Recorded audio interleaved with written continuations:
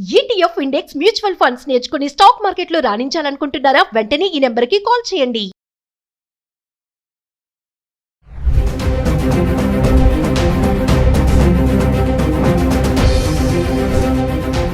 Hi hello నమస్తే, welcome back to Suman TV. ప్రస్తుతం మనతో పాటు ఉన్నారు centre for human security studies founder and executive director Kanneganti Ramesh Babu garu. నమస్తే సార్. నమస్తే నవీన మేడం గారు. నమస్తే సార్. రీసెంట్గా అమెరికాలో మిచిగాన్ యూనివర్సిటీ వందల మంది విద్యార్థులకి వీసాలు రద్దు చేసేస్తున్నాం. మరి ఎలా సార్ వాళ్ళ పరిస్థితి ఏంటి, ఎందుకు ఇలాంటి డెసిషన్స్ తీసుకుంటున్నారు అంటే?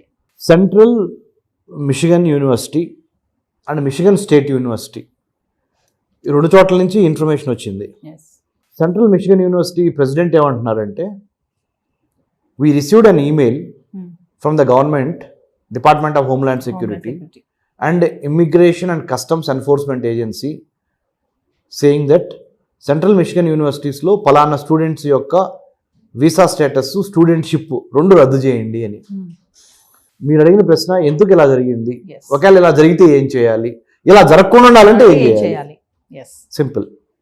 First let me start. ఎందుకంటే ఆల్రెడీ రద్దు చేశారు కొంతమందికి, మిగిలిన వాళ్ళు భయపడుతున్నారు. మా పరిస్థితి. So I wanted to congratulate Naveena garu and Suman TV for taking up such an important topic, such a meaningful topic, such a purposeful topic to help our Indian students abroad, especially Andhra, Telangana students ki help cheyadaniki chala ante nenu mimmalni personally enduku congratulate chestunanante madam, so much of value leni programs, meaning leni programs enno TV lo vastunayi ee madhya, kani meer oka it shows that you are so much concerned about society and students and their future.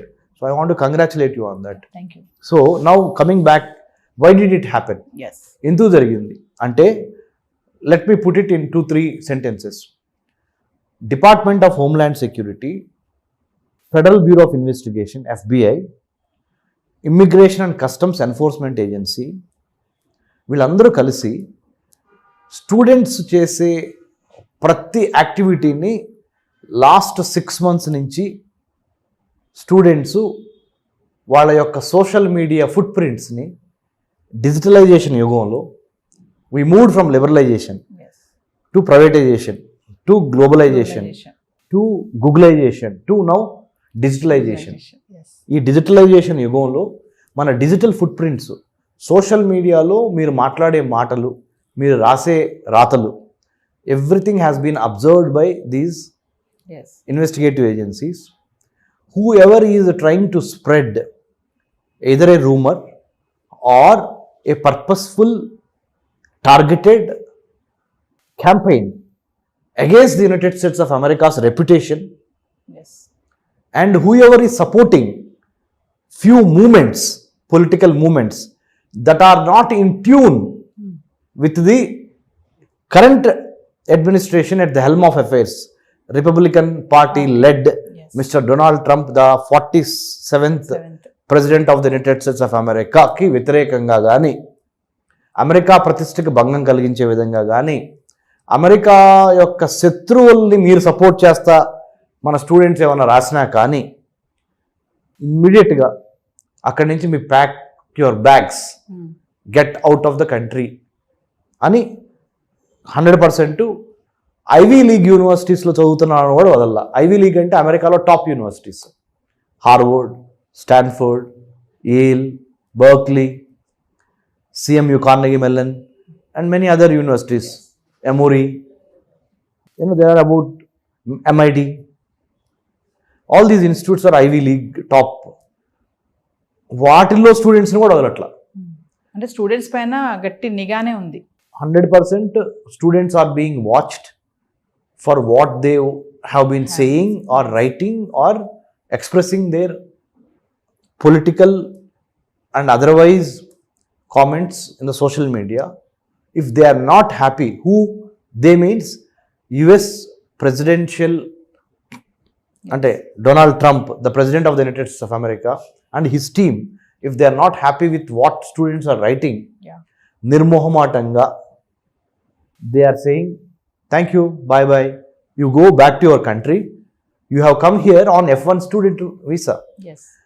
You have come to United States with the objective of acquiring knowledge, skill and attitude or acquiring the skill that is required to sustain yourself to get a job in the market. నువ్వు వచ్చిన పని చూడకుండా నీకెందుకు ఎవరి రాజకీయాలు అనే విధంగా Yes. వీళ్ళే ఉంటున్నారు students. Don't we have the right to express? Yes. Don't we have, as a human being, we have certain rights given by the Bill of Rights Yes. or the United Nations or United Nations Commission for Human Rights, whatever you name. మానవుడిగా పుట్టినందుకు మాకు కొన్ని హక్కులు ఉన్నాయి. రాజకీయంగా, ఆర్థికంగా, సామాజికంగా, సాంస్కృతికంగా మేము మా భావాలను వ్యక్తపరుస్తాము. దాంట్లో తప్పే ఉంది అని స్టూడెంట్స్ అంటారు. Students are of the opinion that they have the right to express what they feel. A student studied in Delhi JNU because JNU is known for very good political activism. Many IAS, IPS officers and politicians of the day, scientists, they have come from JNU. Yes. So I know as a student what you feel. You wanted to express. Nothing wrong in that. Express in a way that should not hamper the relationship between India and the United States. Yes. Number one. Express your thought in social media. Not a problem. You have the right. But you have to express the thought in such a way which is palatable. Palatable అంటే రుచించే విధంగా. Yes. Hot అవ్వకుండా. Hot అవ్వకుండా. అటు అన్యాయం అవుతున్న వాళ్ళని గాలి కుదిలేయొద్దు. I'm not saying you should not fight for the needy and the poor. At the same time, I am also saying Yes. you need to keep the President of the United States and other important government officials on mind because you are a guest in a foreign country. Yes. That is not your country. You have gone to study there, right? So you please focus on that. When your time comes tomorrow, you can express it in a different manner, which is not hampering, which might not, which should not, which will not hamper your current status called F1 student visa status. చూసుకుంటే sir Trump starting నుంచి ఎప్పుడైతే అధికారం తీసుకున్నారో కొన్ని నిర్ణయాలతో రావడం జరిగింది. ఏదైనా సరే పార్ట్ టైం జాబ్స్ చేయొద్దు అన్నారు, బర్త్డే సిటిజన్షిప్ అన్నారు, ఇల్లీగల్ ఇమిగ్రేషన్స్ అన్నాడు. మరి ఇప్పుడు చూసుకుంటే మళ్ళీ ఉద్యోగం చేసే వాళ్ళకు కూడా అలర్ట్ చేశారు. ఇప్పుడు స్టూడెంట్స్ పైన పడ్డాడు అని అంటే ఏం చెప్తారు? తప్పనిసరిగా ఆయన ఎవరిని వదలట్లేదండి. అమెరికాలో ఆయన ఉద్దేశం ప్రకారం, this is not my mind, I have read his mind, I have read his executive orders, I have read his policies. The synopsis of that, psychology మీద కూడా మీరు చాలా ఇంటర్వ్యూ చేస్తూ ఉంటారు. ఒక వ్యక్తిని కానీ, ఒక సంఘాన్ని కానీ, ఒక సంస్థను కానీ, ఒక దేశాన్ని కానీ ఒక 50 సంవత్సరాలు, 40 సంవత్సరాలు, 30 సంవత్సరాలు, 20 సంవత్సరాలు మీరు స్టడీ చేసిన తర్వాత కొన్ని ప్యాటర్న్స్ ఎమర్జ్ అవుతాయి. సో డొనాల్డ్ ట్రంప్ని డిఎన్ఏని మనం ట్రైఫర్కేట్ చేసి చూస్తే we must understand his political mindset, his foreign policy mindset, his trade mindset, his complete commercial mindset. మొత్తాన్ని అర్థం చేసుకున్నప్పుడు we'll come to know what he likes, what he doesn't like. Fortunately or unfortunately, consciously or unconsciously, you took a decision to study abroad in the United States. In order to fulfill your current objective of studying abroad in the United States, which is very expensive, going by Indian standards, Indian rupee into dollar, very, very meaningful also. Tomorrow you might get a very good lump sum job. So, control yourself. In order to win the war, don't mind losing a small battle. Control yourself. Control your tongue. Control your tummy when you are abroad. Then you will be very happy. Focus on the goal that you have gone to acquire your knowledge, skill and attitude. Also use diplomatic way to convey your views. Don't be too extreme, either this way or that way. This is what I, Dr. Ramesh Kanneganti, a PhD in American Studies from Delhi's Jawaharlal Nehru University and a postdoctorate from Israel and an IVLP from United States, been to many American universities, out of experience. I was also a student like you sometime back in the United States. But how you manage the US culture, US government, US climate, US syllabus content, you should be smart enough to navigate the troubled waters. Yes.